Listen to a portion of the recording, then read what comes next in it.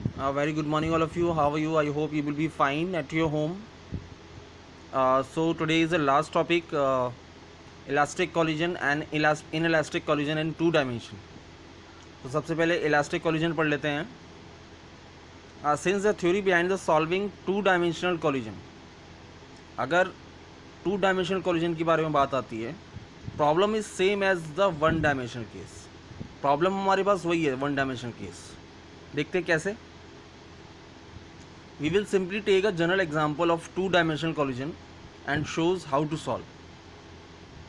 Consider two particles, दो particles ले लिया m1 and m2, moving towards each other. एक दूसरे की तरफ आ रहे हैं with the velocity v10 and v20 respectively. They hit in an elastic collision.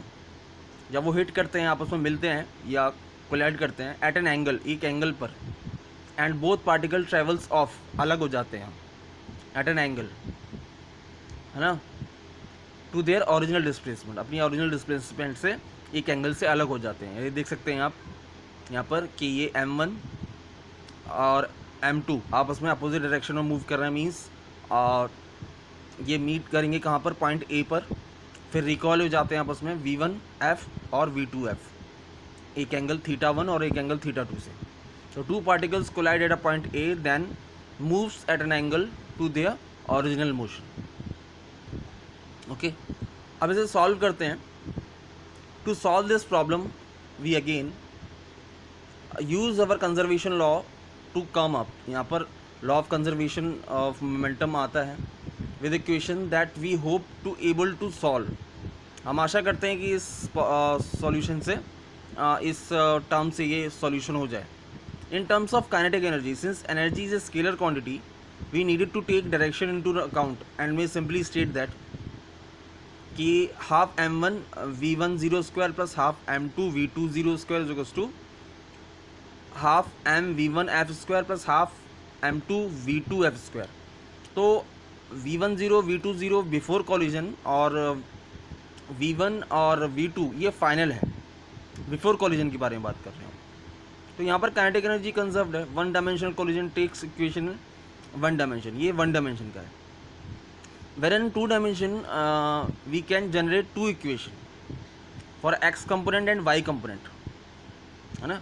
तो let start with X component. Our initial momentum in X direction क्या था हमारा, m1 v10 minus m2 v220. Note that minus sign indicates that the two particles are moving in opposite direction. Minus sign ये indicate करता है कि two particles are in opposite direction.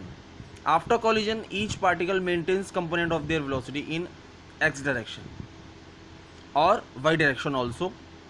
So the conservation of linear momentum in x direction क्या होगा, pox यानी before collision और pfx यानी after collision, वो इस तरीके से होगा m1 v10 minus m2 v20 is equals to m1 v1 f cos θ1 plus m2 v2 f cos θ2, before और आफ्टर. अब y एक्सिस में regarding the y component, since the both particle moves initially in x direction, there is a no initial linear momentum in the y direction. So the final linear momentum and used to another equation. y axis में momentum क्या होगा, p o y is equals to p f y. तो Y axis में कोई momentum नहीं है, तो zero is to final momentum हमारा आएगा m1 v1 f sin θ1 plus m2 v2 f sin θ2. We know that have three equation, conservation of kinetic energy, conservation of momentum in x and y direction. So it is hardly too difficult to find out the elastic collision in two dimension. So this is for practically use, कि यहाँ पर हम ये find out नहीं निकाल सकते कि energy conserved है या नहीं है. It is based on the practicals. Now completely inelastic collision, the completely inelastic case is easier to solve in two dimension than the completely elastic one. ये ज़्यादा सिंपल केस है inelastic collision, elastic से. To see why we shall examine a general example of completely inelastic collision. हम क्यों देखते हैं कि inelastic collision is simple. So as we have done previously, we will count equation and show that it is solvable और not. हम देख रहे हैं कि ये सॉल्व होगी या नहीं होगी।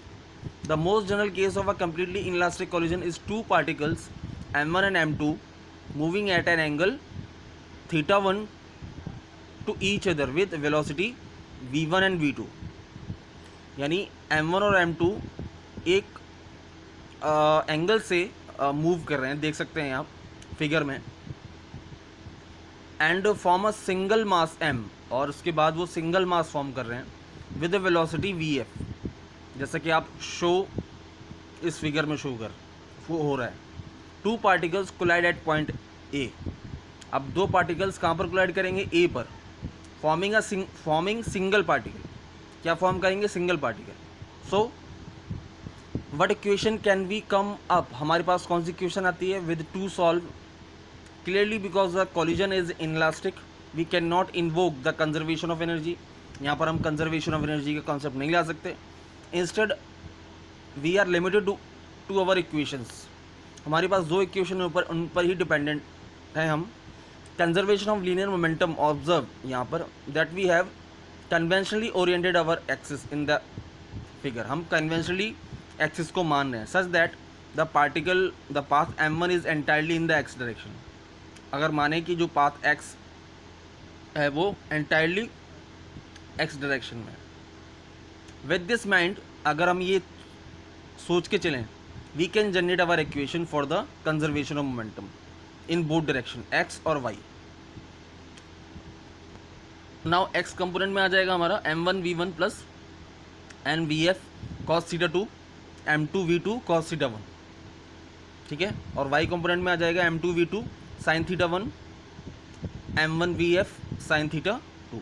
So these are two equations which relates the inelastic collision. So thank you very much.